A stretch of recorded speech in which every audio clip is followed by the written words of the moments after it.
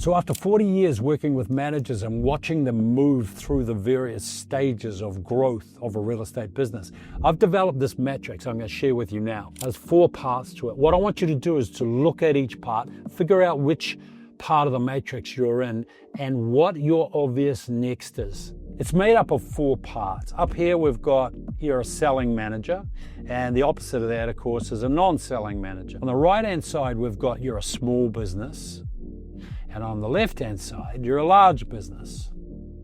And what I found is that there are a lot of things that you can glean from this in terms of where you're at. Let's take, for example, that you're a small business and you're non-selling. So small business, you don't sell. I question how profitable you are. This is not the most profitable model in real estate, and I think you're going to be struggling. You're going to be held to ransom by a couple of salespeople. If you've watched any of my previous videos, you'll know I talk about manager plus 2. One of them is doing 600,000. They hold you to ransom. This is not a cool place to be. Get out of it now. The second one on top right is where you are selling and you're a small business. Now, I can tell you that the evidence is very clear here from accountancy firms. This is the most profitable. There's less pressure on you because you can control your income simply by listing and selling yourself. It is, however, all about you. It's all about you, and that's not cool. What it means is if you sneeze, the company catches cold. It means if you go away for 3 weeks, there's no listings coming in. It means if you want to go away for a month, then there's going to be no income in a couple of months. So this is where most of you are, and I get it, and it's profitable. You love the thrill of the chase. I'm going to teach you a different thrill of the chase. But just be aware that this is where you are. So we move around to number 3, which is you're selling, but you're a large business. Now, if you stay selling and build a team of 20 or 30 salespeople, it needs a particular culture because they need to be accepting of you listing and selling as well as coaching and training them, because you're not going to have as much time to do that, obviously. Very, very profitable model, but the culture is crucial to it growing. Otherwise, what you're inclined to do is you grow them and then you lose them, and you grow them and you lose them.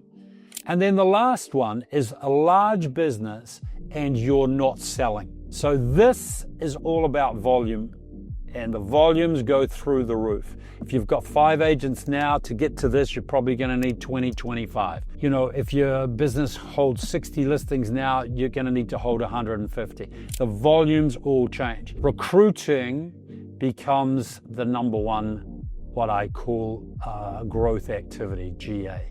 The recruiting is the deal, and in a subsequent video, I'm going to show you exactly how to go about recruiting your way to a fortune. Just on that, most of the top managers that I've worked with, and I've worked with those who have sold their business for 60 million to someone in West Australia who's got 9 offices, franchise operators, the whole lot, they recruited their way to a fortune. They didn't list and sell it to a fortune. So look, there's enough. Profit, I think, is probably here is profit. And when you get to here, it's profitable as well. And this one, not so much. This bottom one on the bottom left, that's where you can make serious money. This number 1, which is not profitable, you need to get out of really quickly. Hopefully you can take a look at that, see where you're at, and see which one you want to go to. By the way, you can do this in steps. You can go from 1 to 2 to 3 and then to 4. You don't have to do it all at once. It's evolution versus revolution, and I think you can evolve to this. It doesn't need to be revolution. That can be dangerous. So having had a look at this matrix, I know that most of you are sitting in number 2. Take a look at number 2. You're profitable, but you've got a whole lot of pressure on you in that you are the one doing the listing and selling. You don't have time to build outside your door. You've got somebody out there that's holding you to ransom all the time, saying, if you grow this business, I'm walking out. You've got no options.